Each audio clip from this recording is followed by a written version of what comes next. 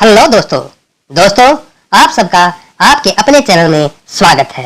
आज हम बात करेंगे एक कहानी की जिसका नाम है रविदास की भक्ति और गंगा मैया।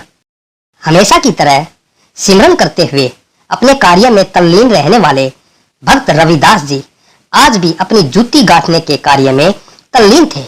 अरे मेरी जूती थोड़ी टूट गई है, इसे गांठ दो। राह गुजरते एक पथिक ने भगत रविदास जी से थोड़ा दूर खड़े होकर कहा, आप कहाँ जा रहे हैं श्रीमान? भगत जी ने पथिक से पूछा, मैं गंगा स्नान करने जा रहा हूँ। तुम चमड़े का काम करने वाले क्या जानो गंगा जी के दर्शन और स्नान का महत्व। सत्य कहा श्रीमान, हम मलिन और नीच लोगों के स्पर्श से पावन गंगा भी अपवित्र हो जाएंगी। आप भाग्यशाली हैं जो तीर्थ स्थान को जा रहे हैं। भगत जी ने कहा, सही कहा। तीर्थ स्थान और दान का महत्व क्या है आप क्या जानो।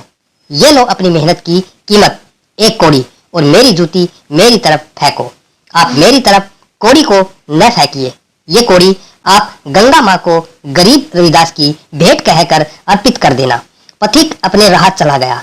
रविदास पुनः अपने कार्य में लग गए और अपने स्नान ध्यान के बाद जब पथिक गंगा दर्शन कर घर वापसी चलने लगा तो उसे ध्यान आया, अरे उस शूद्र की कौड़ी तो गंगा जी के अर्पण की ही नहीं, नाहक उसका भार मेरे सिर पर रह जाता। ऐसा कहकर उसने कौड़ी निकाली और गंगा जी के तट पर खड़ा होकर कहा, माँ गंगा, रविदास की ये भेंट स्वीकार करो। तभी गंगा जी से एक हाथ प्रकट हुआ और आवाज आई, लाओ भगत, रविदास जी की भेंट मेरे हाथ पर रख दो। हक्के बक्के से खड़े पथिक ने वो कौड़ी उस हाथ पर रख दी। हैरान पथिक अभी वापस चलने को ही था कि पुनः उसे वही स्वर सुनाई दिया, पथिक, ये भेंट मेरी तरफ से भगत रविदास जी को देना। गंगा जी के हाथ में एक रत्न जड़ित कंगन था। हैरान पथिक वो कंगन लेकर अपने गंतव्य को चलना शुरू कर देता है। उसके मन में ख्याल आया, रविदास को क्या मालूम कि माँ गंगा ने उसके लिए कोई भेंट दी है। अगर मैं ये बेशकीमती कंगन यहाँ रानी को भेंट दूं तो राजा मुझे धन दौलत से माला माल कर देगा। ऐसा सोचकर उसने राज दरबार में जाकर वो कंगन रानी को भेंट कर दिया। रानी वो कंगन देखकर बहुत खुश हुई। अभी वो अपने को मिलने वाले इनाम की बात सोच ही रहा था कि रानी ने अपने दूसरे हाथ के लिए भी एक ऐसा ही कंगन फरमाइश की। राजा बोला, मुझे इसी तरह का दूसरा कंगन भी चाहिए। आप अपने राज जोहरी से ऐसा ही दूसरा कंगन बनवा ले। ठीक बोला, पर मैं इसमें जड़े रतन बहुत दुर्लभ है, ये हमारे राजकोष में नहीं है। अगर पथिक इस एक कंगन का निर्माता है तो दूसरा भी बनवा सकता है। राज जोहरी ने राजा से कहा, पथिक, अगर तुमने हमें दूसरा कंगन लाकर नहीं दिया तो हम तुम्हें मृत्यु दंड देंगे। राजा गुर्राया।